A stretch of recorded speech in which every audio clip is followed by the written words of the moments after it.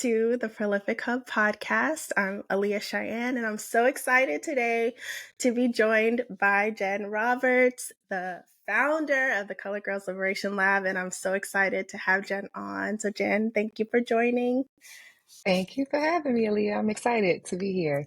Yeah, me too. I'm so excited to have you. So, I just want to give a quick little intro about how I met you and how I know about your work. So, I know you through Ashante.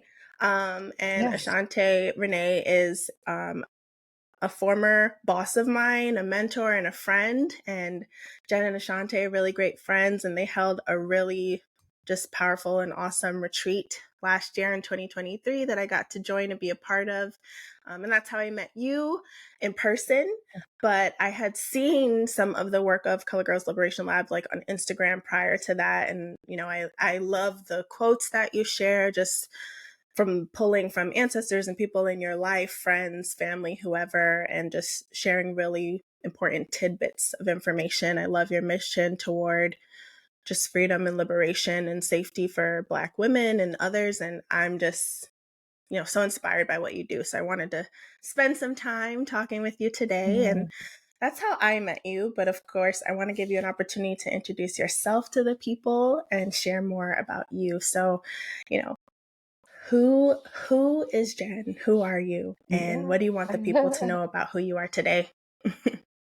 Well, first, thank you for inviting me. I love hearing when dreams come to pass. And I remember hearing you talk about wanting to do this when we met each other. And so just congratulations on, Yeah. something that you thought about in your brain coming out in real life. So first, just want to say that.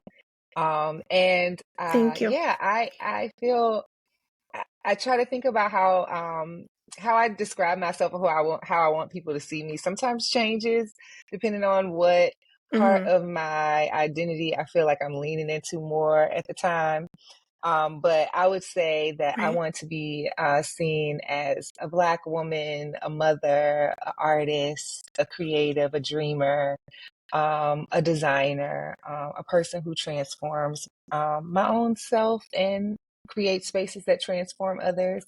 I grew up in Richmond, Virginia, and then have made my way to Atlanta and Chicago, and now right outside of DC to live. And so have had really great experiences in my life that have taught me a whole lot of things and got me to meet a lot of people, especially a lot of dope Black women, which I feel Mm-hmm. really blessed in my life to have had so many really dope Black women on my path, and folks that really show up for me. And so I think all roads were leading to Color Girls Lab in a sense, and creating what I feel like I've always had that I feel like other women haven't been as fortunate to have. Um, and Mm-hmm. yeah, so that's a little bit about how I see myself or how I'm thinking about myself in this moment. I feel like I'm Yeah. multifaceted, so like at any given moment, I'll be like, I want to highlight something different. But yeah, that's how I'm seeing myself today. I love that. I think that's so beautiful. One of my favorite quotes or sayings that people say is that at the end of the day, we contain multitudes. So how we show up in different spaces varies. And Hmm. yeah, I feel like I would describe myself one way today and a year from now it might be different. So I Hmm. feel you on that. Yep. Um, but thank you. So yeah, I would love to dive a little bit more into Color Girls Lab, Color Girls Mhm. Liberation Lab, and I would love to know like what you were doing before you found this purpose and this calling. Like what work were you doing prior and what kind of led you to wanting to create Color Girls Liberation Lab? You touched on it a little bit before, like creating more spaces like what you've Mhm. created for yourself and for others, but what was that transition like from what you were doing before to jumping into this work now? Yeah. Um, I started my career as a teacher on the south side of Chicago, so I taught third grade. Mm, Um, mm-hmm, and that experience taught me a ton. And when I was a teacher, I didn't think I was going to teach forever, but I did think I was going to maybe venture off into med school, possibly at some point. Had been my undergrad mm-hmm, degree was psychology, pre-med. And but Mm. teaching really opened up, one, me realizing that medicine was not the path that I wanted to use to make change, um, and me really Okay. being in a place where I could see the inequities I had grown up with show up Mhm. in what my students were going through decades later, right? The same things my brother was dealing with, Yeah. my students were dealing with too, Mhm. almost 2 decades after the Mhm. fact. And so Okay. I think it changed my idea of how I wanted to leave my own personal mark in the world. And so I moved through different education spaces, really focused in on racial equity in particular in education specifically. Mhm. And I found my way to DC public schools, and I worked there for a few years. And when I left DC Yeah. public schools, I started my own race and equity consulting firm. And that was really because at the time, this was almost a decade ago, um, I that is where I thought I could make change. I felt like I had a way of going about talking about racial equity that was very community centered and that Mhm. focused less on just calling out um, things that we had gotten comfortable with, but really naming white supremacy, what it was, like talking about racial equity in a very Mhm. direct way. And Yeah. so spent my time doing that. And in that process, I came across a lot of Black women who were either leading this work at their organization. And so I was working with them, or were just at the places where I had either past worked or might have been a client of mine. And no matter how great we got the organization to be, right? Like those Black women still were Mhm. marginalized in that space, right? No matter how much work we did, no matter Mhm. how much it felt like they belonged a little Mhm. bit more, like they still had no place to process what had happened before, and like how they were Mhm. reconciling all of the shifts that people were making without what they felt were probably genuine intentions. And so, I started thinking about how much of a Right. toll the work was taking on me and what I was watching happening to friends of mine and other Black women too, and realizing like the reason why I was okay is that I had this circle of Black women around me that I could say the truth to, and then they could say, well, what are we going Mhm. to do? How do we make this feel better? And in the process, I was Yeah. also leaving a relationship. And so that I had been in for almost 20 Mm. years. And so I was going through multiple Wow. transitions of like not um, knowing if the work I wanted to do was where I wanted to be, and that I could see something better for us and wanted it to be a space of imagination and play and design. I had been working in spaces around breast pump work and doing hackathons around hacking the breast pump and family leave and things like that that pertain to what women Mhm. were going through. And I was like, well, what would that look like if Yeah. we just did that amongst ourselves? Like, what if we spent more time like using our life like a laboratory and playing around and figuring out what we wanted versus taking Oof. all of these things that Yeah. people have told Black women we should be. And so the lab really birthed Mhm. out of like, what if I could create my circle of friends for everybody? And what if we could just get in here and be like, Mhm. well, I wanted to look like this and I wanted to look like this. Well, let's try that and see. And so I think the Yeah. combination of like lots of things, crossroads of my, at that time, my mid 30s, coming out of a relationship I've been in for a marriage Mhm. I've been in for a really long time, transitioning in my Mhm. workspace as an entrepreneur and as a racial equity consultant in the world in 2020. Like, everything just converged, and it was Mhm. like, this is what I want. So I'm going to create what I think Yeah. I want, what I think I hear other people want. And if they want it, they'll come and we'll see. Mhm. And that's really how it came about. I had the space to dream about it. And I had people in my life who were like, we're going to help you execute Oof. it. And so, that's where we are Yeah. now, almost 3 years later. Oh my goodness. I love that. Like having the space to dream about something because only you can visualize what you want to create, and just having the space to do that is so important.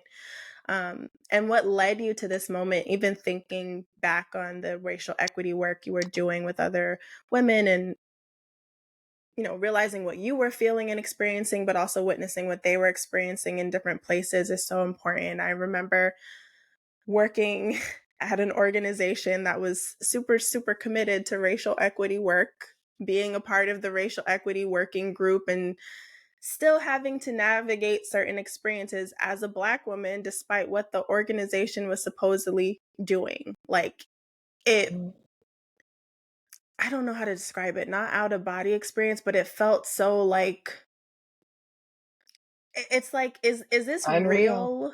real? Yeah, Like, like a Twilight yeah, Zone. it just, I don't know how to, exactly. Twilight Zone, that's exactly right. And I think it's so beautiful to, have recognized those things and made the transition and then created the organization that you have now, having space to dream something beautiful for yourself and create the way for others to be involved too that is definitely an act of liberation. So I love that. I think that's really amazing. Um, so yeah, I think people talk a lot about founding and creating businesses and diving into creativity. And I think on some aspects of it, it all looks really like just transformative and I want to do it and I can do it. But there's a lot of hardship that goes into doing it too. Like a lot of people don't recognize like the grit and the grind that goes into getting to the other side. So I'd love to know maybe one of the toughest aspects of even founding your business. Like there was an aspect of going through some hard and difficult transitionary things in life. Yes. But actually cultivating the dream and building the business, like what was one of the biggest kind of hurdles you had to get over and even starting it in the very beginning? The funny thing about it, and I'll tell you two things, like what was interesting in the start when I first started my consulting business that made it easier, I think, to do Mm-hmm. this one. Is at Okay. that Yeah. time, I honestly thought I had a bit of a cushion. And so I didn't have as much fear. I kind of was like, oh, I have a second income coming in. Cause at that time I was married and I was like, oh, I can do it, right? Like I can leap. And then Yeah. when all of that Mm-hmm. kind of fell apart right then, it really became a moment of, Mm-hmm. for me, well, all I have to do is commit a year to this. Like I was like, I know my skills, right? I can get a job. I can find somewhere to work. So like, let me just go hard on this for a year. And this will give my brain a chance to rest from the last place I'm at. And then I'll transition into something else. And that's really what asked myself that question every year for like the last 8 years. Like I never saw myself as being a permanent entrepreneur.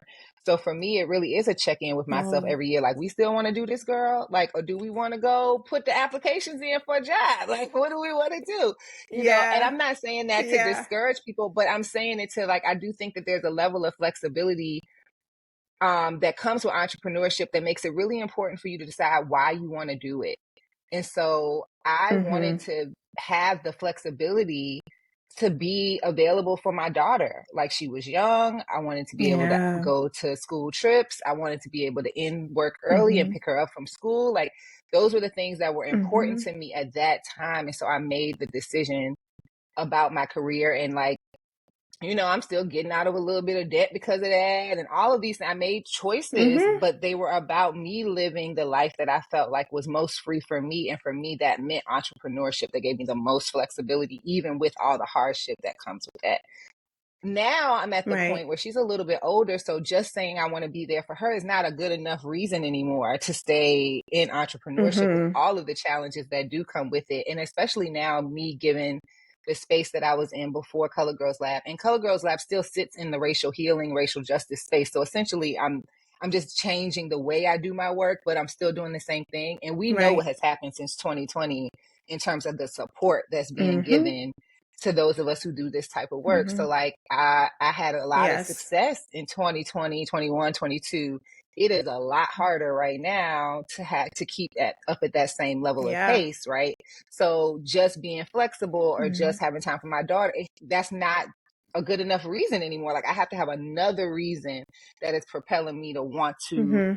deal with all the other things. And for me, that is that I really believe that I'm here to create space for people to be free. I believe that's one of my values for myself, and that is a value I have for what I want to see for other Black women.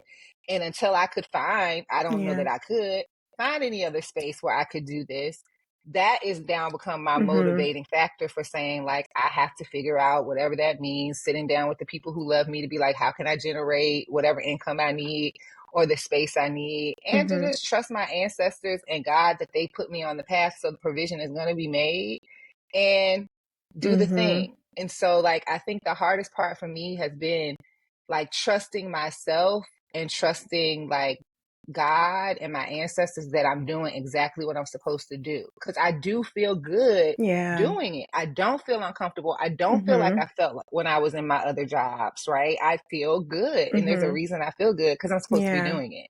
So that means Yeah. sometimes I've had to get really creative about how I get to keep doing it. And Mhm. right now, to be completely Mhm. honest, like the hardest part is money, is capital. Like I have Yeah. every reason to go try to put applications in right now. Like it is really, really tough for business owners Mhm. and particularly for those who us who are working in this space. But Yeah. like people are here, people are helping, people are showing up for me. Like I'm putting in, every Yeah. grant application I can think of. Like all the things that we all do when we really want Mhm. something. But I would say at Yeah. first and sometimes consistently, it's been trusting myself, and then also like you double on finances onto that. I think that plays a part too. But I Mhm. think my approach to the fact that I never kind of saw myself at first as being an entrepreneur for my life, even though I do now, I didn't see that at first. It also lets Mhm. me detach from the idea of entrepreneur as a persona. Like I'm not married to that. So like if I Yeah. decide at some point in my life that it's Mhm. not right for me to be an entrepreneur anymore and I'm gonna go because I found a place that I really want to do good work for, and I will. Like I will Mhm. make the shift, Yeah. just like I've decided that the entrepreneurial pursuit I was in at one point is not the right one for me, and I'm shifting myself into more of the work that the lab is doing. So I think that's the joy of being an Yeah. entrepreneur if you let it be, but it also you got to trust yourself, you got to have good people around, all of that stuff. Mhm. Yeah. I think that's really powerful. I'm also realizing from some of what you shared, I realize I'm in a stage that you were in maybe like 8 plus years ago.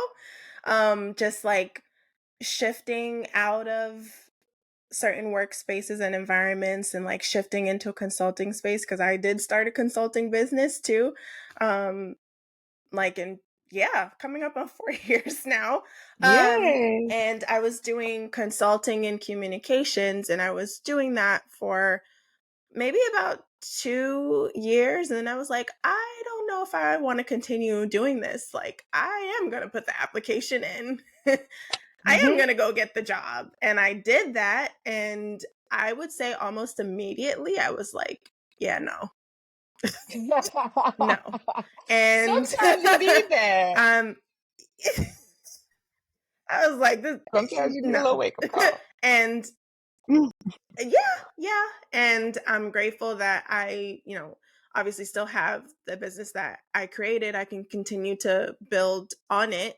I can continue to pivot and grow and do additional things that I want to do to add on to Mm-hmm. that. But you're absolutely right that it is a struggle. Like I go back and forth with what people say around security when it comes to work, Yeah, because you yeah, can have some degree of security with a job to the extent that the job keeps your role.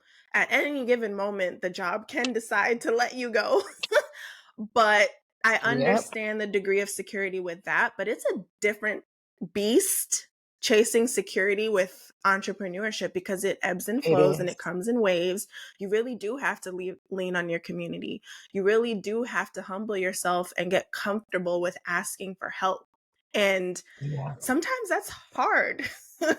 Sometimes it's a very. hard thing to get over. Yeah, like it's not always comfortable. So it's just really interesting. But um listen, I've also learned that there's no pride in asking for what you need. Like I'm Yeah, leaning on my community heavier than I've ever like tried to lean on them before. Like just, you know, showing up for me in ways that I need and pursuing all the grants like you're pursuing the grants, and Mhm. just, doing my own due diligence about how I can raise money for what I want to do. And um but also being grateful for people in my community who are showing up for me in different ways. Like even this conversation between you and I, and, reaching out to folks and them even giving me the time of day and saying yes to, like, educate me and others who are interested in pursuing their own path and creating their own lane. So there's just so much in that. And yeah, thank you for Mhm. sharing and being vulnerable about your journey and the No, hardships, I'm glad because to. it's not always like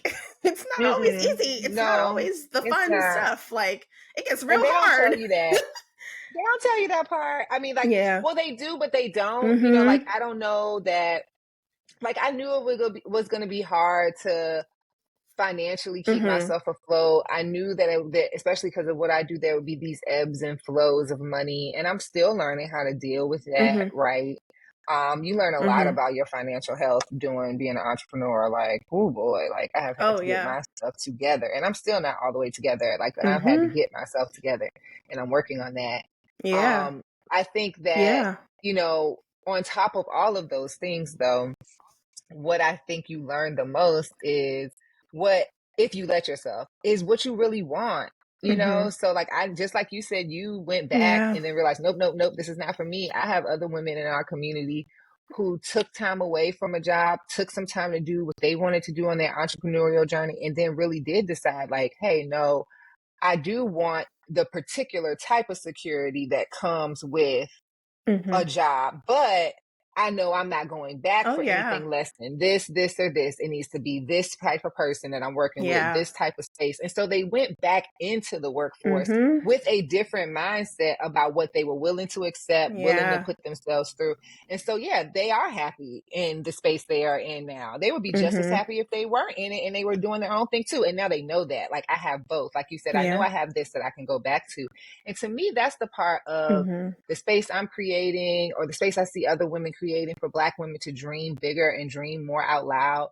That's the space that I feel like we're Mhm. offering choices. You should have a choice. You should get to Mhm. have a choice, and it shouldn't be hard for you to be able to exercise that choice that you dreamed up. Like, we should be able to find you the community, the Mhm. space, the resources for you to be able to at least try it and then decide, like, nope, that ain't what I want. Yeah. Or, yep, that is what I want. Or, I want some version of this. Let me play some more. And that is the Yeah. space that I hope to provide, and the example that I hope, not just from me, like from all the other women who are in our space, the examples of what it looks like to do that type of playing with your life, Mhm. until you find the free space that feels right for you, whether that's a 9 to 5 job or whether it's becoming an entrepreneur. And for me and many other people around me, entrepreneurship is the right choice for us, and other people it won't be, Mhm. and that's okay. Yeah. Yeah. Yeah. I love that. Like just that terminology of like finding the space to play and see what works for you. That's so important. Because when I took my first career break, um, that was the job Ashante and I were both at together. And I knew immediately after leaving that job that I was like, yeah, I need something different. Like I need to decompress from the experience I had first and foremost. And Hmm. these are going to be some of my non-negotiables entering the workforce again. Like there's no way I can deal with certain environments, certain types of Yeah. um leadership, like all of these things. Like cares what matters to me. And benefits too, because I'm also like, I have good benefits and jobs, and I've had bad benefits at jobs, and I'm Hmm. just like, listen, Hmm. these are the types of things I'm going to tolerate, and these are the things that I'm not. So I think just having that clarity and being able to, in my case, I've teetered between both over the last like Hmm. several years, but just being clear on what I need and what I want, and having the space and the capacity to do it, because there are a lot of people who want to do it and they don't have the space to play, they don't have the Yeah. space to dream. It's just, you know, focusing on like how am I gonna pay this next bill Make it or day to get this day. next meal on the Hmm. table.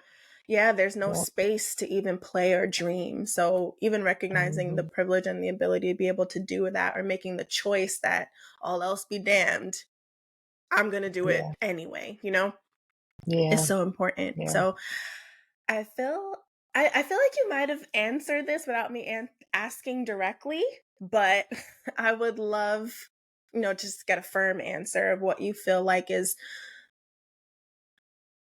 one of the most or the most kind of rewarding thing about the work that you do. Mm. Like, I know creating the space for yourself and other women is rewarding, but like in your heart of hearts, like when you think about your purpose, your mission, like why you did all of this, like what feels good in your body and your mind and your heart as you do this work each day, like what is the most rewarding thing to you that you can think of? Yeah. I think I have two because I have one that's like rewarding because of me, like the work I've done, but then there's Yeah. like for myself, my Yeah. internal work. But then there's parts of it that are rewarding because of what I see other people getting to experience. So like the Mm-hmm. most rewarding thing I think for me is that, and I want to say it might have been Ashante that said this to me. She was like, this lab is not just for other Hmm. people. Like this lab is for you too. And I feel like that is Yes. what I have been able to experience is my ability to dream bigger, my ability to just trust and really lean into the things that feel good to me, and create Yeah. more. And so I think that has been the joy of what I've been able to do is just come up with ideas and watch them happen. And that and trust myself that they can, that I can do them. That Mm-hmm. has been probably the one of the most rewarding things as of late for me. But then, Mm-hmm. um, I just anytime I hear a woman who's been in our space say that this space has changed them, and I've been hearing it a lot Oh lately, and I'm yeah. so grateful. Like that is probably the most rewarding thing outside is that this space changed me, or this space has me dreaming more. Those types of Mm-hmm. compliments are, like those are the things that make me tear up. Those are the things that make me be like, nope, you can't go back to a regular job. Like those are the things that are like, no, no, no, like we have to keep going because people are operating differently because they found themselves in the space with the women that come in here. Like they have Mm-hmm. found their way here, and it has allowed them to just see something so different for their lives and to watch it Mm-hmm. happen in different ways through different women. Like that has probably been, I'm just grateful to be able to do it. That, yeah. Yeah. Yeah. I feel like so I've only gotten to experience like one in-person experience because of the retreat last year, but I see so much of the spaces that you're cultivating for women. Like I know you just had a really fun listening party for Cowboy Carter and it was really nice to see. I know that blip of a reel is only like a clip of just the joy and the fun that was in the room, but even just watching that I'm just like damn, like look at community, like this is so nice, Mhm. like how fun would it have been to be Yeah. there and like join you all. And I even think about even that one time at that retreat, just the oh my gosh, my emergency alert is going on because of the earthquake. That's so embarrassing. Sorry. No, it's not But embarrassing. At least it's working now. yeah, but I'm also like that earthquake was like before we even got on to 5 do hours this. Like, ago. like what is going on? Like you are And then so the late. I would and have already been buried beneath the rubble at this I point. know I'm just like God. Let me Oh man, live, we please. are Like so not ready for the God, apocalypse. We are not ready we're not. Listen, at I'm all. not ready at all. I say all the time. I love certain shows that are like, apocalypse zombie. Like I'll watch that stuff, but in my reality, I say all the time. Listen, just lay me down because I'm not fighting with Not y'all over ready. food. I'm not. Nope. Like You can have I'm okay. it. Take me to my ancestors. I'm out. Like take me to the ancestral plane. I'm good. Um Yeah, they talk about aftershocks now. I'm like, I didn't even feel the first. I didn't even feel it when it happened. Okay, about the aftershocks. Anyway, but I was That is saying, like, hilarious. even thinking back to the retreat and just the space that you cultivated for us. Like, we did the workshop with the flowers and like creating our own, flowers and sage sticks that we could burn, and just even learning more about herbal medicine, really, which is deeply Mhm. rooted to our ancestors. Like Mhm. I'm going to pull this all together, but recently I went to New Orleans, and I went with my mom and my sisters, and I have complicated feelings around visiting plantations, but it was my third Mhm. time visiting a plantation. They have a bunch of them out there. They have Oak Alley, they have the Laura plantation, and then they have the Whitney plantation. And this time Yeah. I went to the Whitney because the Whitney, it honestly, compared to the others, it does center the lives of um Yeah. enslaved people more than the others. Whereas like the Mhm. other ones you go to, there it's all about the big house and the owners, and I'm like, I don't care, bro. Like, and it was so interesting. It's so interesting to me. I feel conflicted about being on ground like that, knowing the history, but also finding peace. Like, it was a beautiful, peaceful day. And, they have these huge oak trees everywhere, and other Mhm. trees that have been growing for hundreds of years. And I'm just like, I always think to myself, like, the things that the trees witnessed and the things that the trees Mhm. know from that land and that Yeah. ground, I'm just like, it's a very surreal experience going.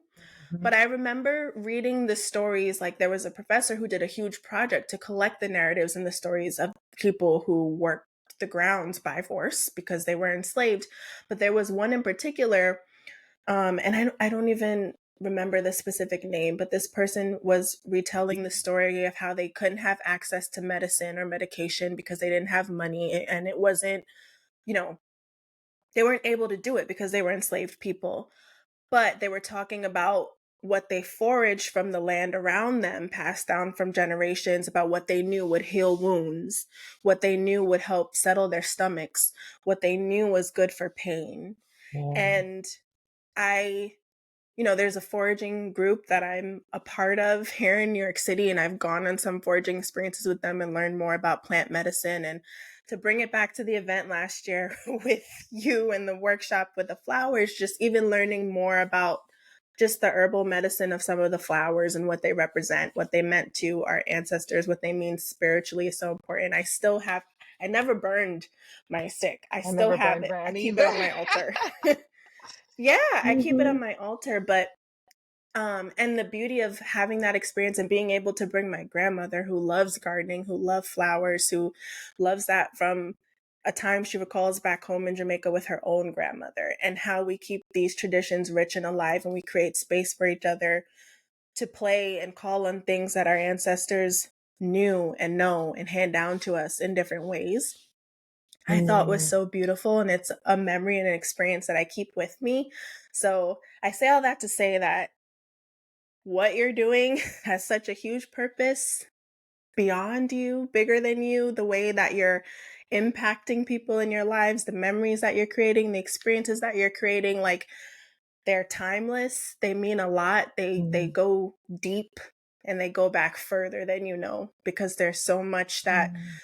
you can recall, like, when you have a moment to play and to dream and to do these things and think about, what it signified for people in your past too. So I'm just grateful for the work that you're doing. And I'm not in the Thank DMV you. area, but I see it and I love it and I always share it. And it's just, it feels like home in many ways. Like, that was a very Mm. roundabout way of saying it feels like home, because it calls on memories that I might not remember firsthand, but maybe like my ancestors might remember. So it feels very important Mhm. and significant to me.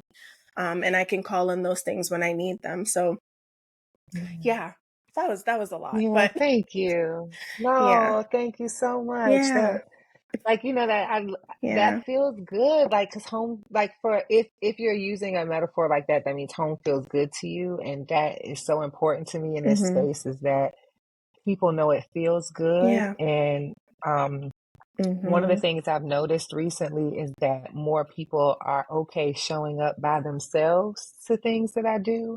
Like, Mhm. I don't know about you, but like Mhm. I'm kind of as extroverted as I am. I have a lot of social anxiety. So Mhm. like going to something by myself takes a Oh whole yeah. lot of effort. And so Oh the fact that yeah. I know that's Yeah. probably the case for a lot of people and they feel okay showing up Mhm. by themselves because they know I might not know Mhm. anybody there. And that's okay because anybody there is going to feel Mhm. good. Like that is Mhm. what I want. Like, like that if no place feels Yeah. safe, you could feel safe here. And so the idea of this place feeling like home, I really appreciate that. And I do Mhm. think that we're healing our ancestors when we do this type of work. I think we're healing ourselves. Oh And yeah. I think that our ancestors are happy and glad that we are taking time to do some of these things. Like I still think about your grandmother and how much she lit up, like doing all of the Mhm. flowers and like, telling us what she Yeah. remembered and like what she knew, like all her knowledge. Like, and Mhm. I, when you're talking about making memories, like that is a core memory for me. I'm not going to forget that. Like her being there was really Yeah.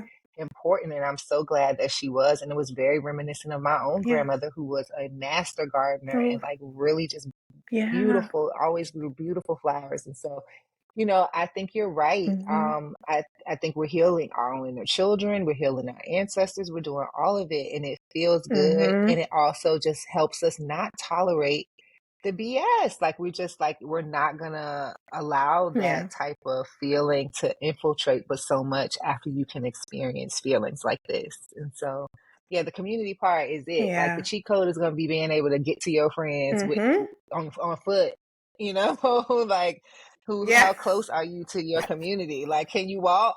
Can you get to that? Yeah. Like, that's Yeah. gonna really be it. Yeah. Yeah. Yeah, and creating community. I think about all the things I've gone to alone, like in the past, because either Hmm. people weren't available or interested, but I still wanted to do it. And I showed up anyway and had a great time and made great memories. So I think a lot of people are just, even me too, a lot of people are just looking for community. They're trying to find their Yep. people in their tribe if they haven't already, or if they have, maybe Hmm. trying to expand it. And I think the more spaces that exist where people can find themselves and see themselves and do that, the better it is. Yeah. So yeah. Um, Agreed. Agreed. okay. So I feel like we talked about a lot of heavy and deep stuff, but I would love to know I would love to know, like, I've heard so much from many entrepreneurs that like having a ritual, having a routine, having self-care is so important because it can be very heavy and very hard. So I love to know like what kind of keeps you grounded in this work that you do every day. Like what are some ways you take care of yourself to be able to give of yourself so much to do the work that you do? Yeah. So when I'm doing what I'm supposed to be doing, dance is a ritual of mine, and I'm in the I studio love that. taking dance classes. And I have been a Mhm. little out of that habit for a bit, and I'm kind of like discovering why it's been harder for me to go. And so I've been like journaling about it and talking to people about it because Mhm. I'm realizing that I always knew dance was really important to me and is a very important ritual both Mhm. for my freedom practice but also my rest practice, and you know Yeah. processing when it isn't hitting the way it used to has been interesting for me to like process why that is. So but Mhm. dance is normally a ritual for me. Yeah. And then also I'm really into music. And so, either just playing an album that I really love from top to bottom and dancing around Mhm. in my house, or going to a Yeah. show from some of my favorite artists. Like I try to make time to do those types of things. And then in general, um, I really love good food with good people. And so a lot of my rituals do Yeah. have to deal with, some of them are alone, but a lot of my rituals have to deal with community. Like I like to be with people. And so because I create community, sometimes my reset things are community where I didn't have to do the creating, where I just get to go with the Yeah. people who I know are going Yeah. to charge me up and make me feel good. So like a really good Yeah. meal with like two or three of my close girlfriends where we can just laugh and we not thinking about like we just trying all the things. And, that's kind of something that I do pretty much on a monthly basis just to like reset myself with my people. Mhm. So those are like my Mhm. community rituals that I feel like are important to me. And then my like kind of solitude rituals are I do daydreaming. I have a place near my in my room Yes. that I Yeah. like to sit in that has like I can see out the window. And I'll just sit there and Mhm. I'll daydream a little bit, drink some tea, that type of thing. Yes. So those are kind of the things that I do to reset myself. Um, and I'm actually, it's interesting you asked that question because I'm in a bit of a transition right now. So I'm actually trying out new rituals. Like I'm trying to Mhm. get used to a new morning and evening ritual that's going to work better for me. I just got recently diagnosed with Okay. ADHD. Yeah. So I'm like, also like, I have to get my Okay. routines in Yeah. order. And so this has been like a time of Mhm. experimentation for me Mhm. too, where I'm like, okay, Yeah. I actually need to decide some other rituals that will make me feel both good in my body, but also just have my mind set for the creativity I want Peace of mind. to produce. Yeah. So yeah. Mhm. hmm But yeah, Yeah. I love my I rituals, man. I That's the freedom that you get from yeah. entrepreneurship to do that if you let yourself. I feel like that is a freedom Mhm. I have gotten from entrepreneurship. I don't think I would have had in the same way in my other like Yeah. regular job. And I value it a lot. Yeah. Oh yeah.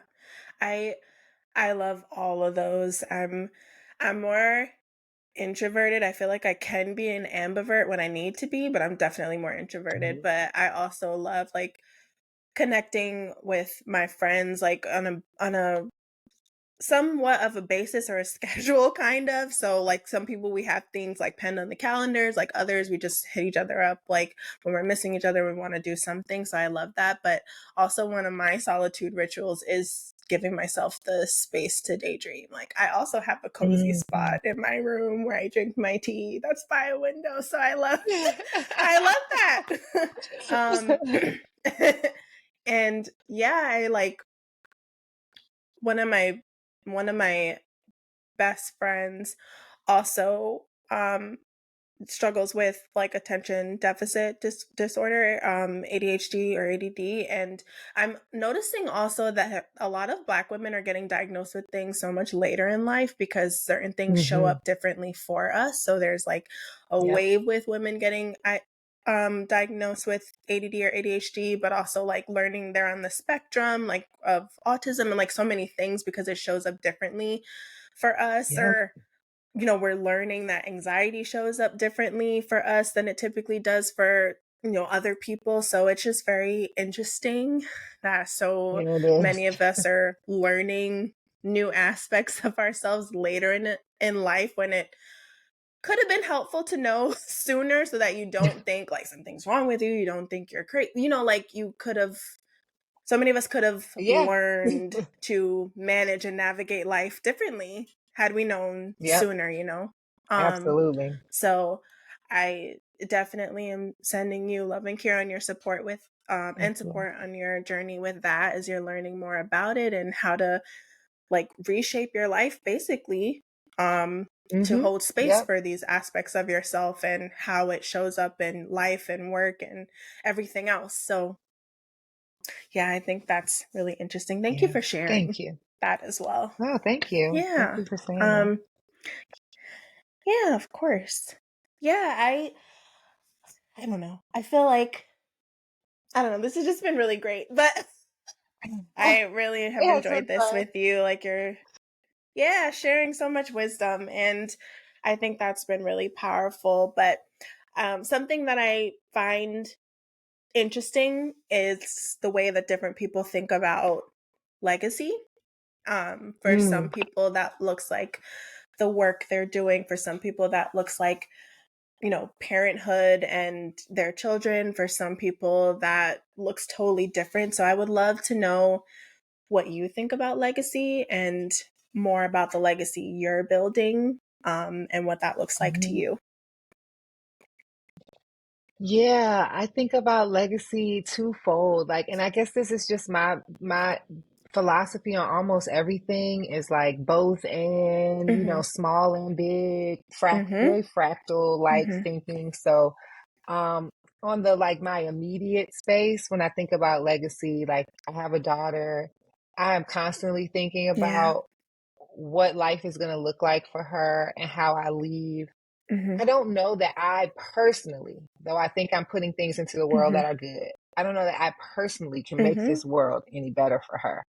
But I do hope that I am Mhm. showing her some ways to navigate it better, right? Oh, yeah. To navigate it Mhm. better than I did, to navigate it better than her grandmother did, and her great grandmother before that, right? Mhm. And Yeah. I hope that I'm showing her like ways to live freely, to make her own choices, to stand up for herself in the Mhm. way that I'm doing that myself. Not because I'm always telling her, but because she literally sees me do it. Like she says, she's seeing me rest, that she's seeing me take time for myself. Like I want to be a model in that way because I really think, I hope my legacy is like starting to be one of the people in my lineage that says that rest is ours for the taking and that dreaming is what we do. Oh, yeah. And so I think Yes. that that's what I hope I'm offering to her, that I hope that makes it easier for her children and her children after that and everything. And then on the communal side of things, I think I'm doing and trying to do that same Mhm. work in community with Black women through the lab so that we can have the same Yeah. thing, that people just have these examples that they can see of what it looks like to be and live freely, and that it looks a lot of different Mhm. ways, you know? And so I think, I hope my legacy is Yeah. that people look back and say, like, that person or that space or people who were in that space taught me how to be more expansive in what I believe was possible for Mhm. myself.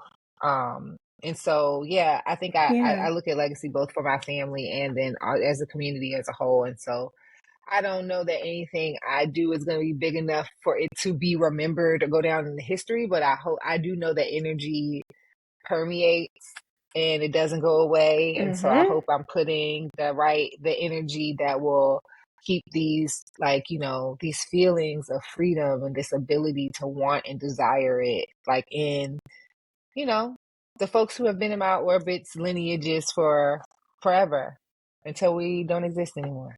So, Yeah. you know, I know. yeah. That's so big, Jen. That's beautiful and that's so big. Like on the one hand to say like you don't know how big of a print this work might leave, and then on the other hand to say like I want to impact lineages. Like that's big. And I think that's exactly what But you're you doing. Like know, whether you notice it or not, you're planting big thank you. seeds.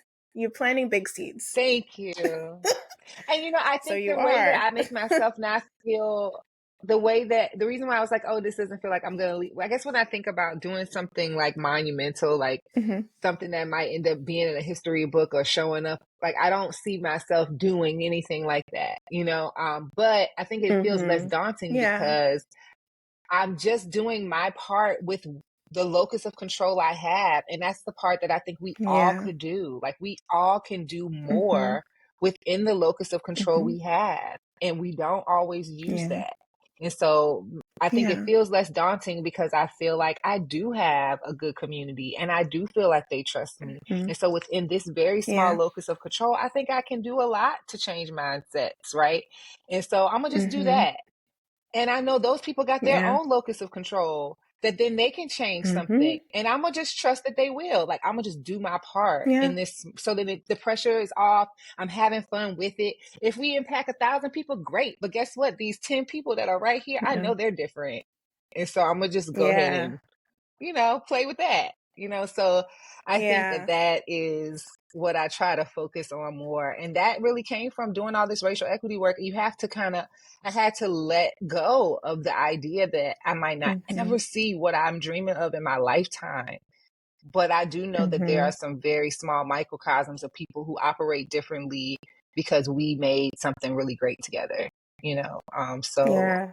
you know, yeah. Yeah. That's really powerful and I love that. I wish I still had this exact quote in front of me, but I saw something the other day and I don't remember where, if it was Instagram or TikTok, but the person was basically doing the math and saying like it took this many ancestors to make you. And it was Mm, like over however you got to this number, it was like over 240 something or 250 something ancestors to make just me.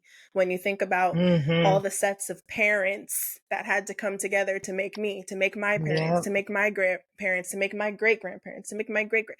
And when I say you're planting seeds, is even if your name or Color Girls Liberation Lab doesn't go down in a history book, you're planting a seed now that many generations later, when we're not here anymore, Mm-hmm. someone is going to feel like I have the space to rest and I have the space to dream because my ancestor did that and they planted that Yeah. seed going down. And I think that's so beautiful, and I think that's just more powerful than, Mm. so you're not going to feel Thank all you. of it now and in this lifetime, but you're making a Right. huge difference for lifetimes to come. And I love that. So, Thank you.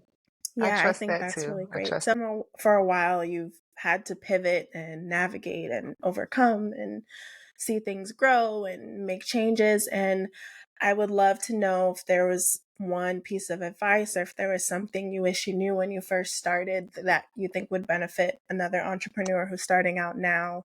If you have any Mhm. tidbits of just advice or wisdom you like to share, I'd love for you to share that with our audience. I think get the right people around you. Whatever the right people are.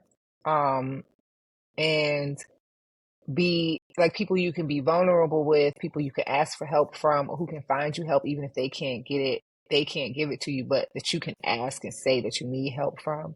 I think those are the people that is what I wish I would have done more of in the beginning, and that I'm glad I have now. And I say that because there's so many times where either we think we're by ourselves in a business mistake or a business venture, and we're not by ourselves. Like there are other people either struggling through the same thing or who have overcome the same thing. And as soon as we open our mouths and ask for help, we usually find out we're not alone, and then we can get about the business of figuring out how to fix it.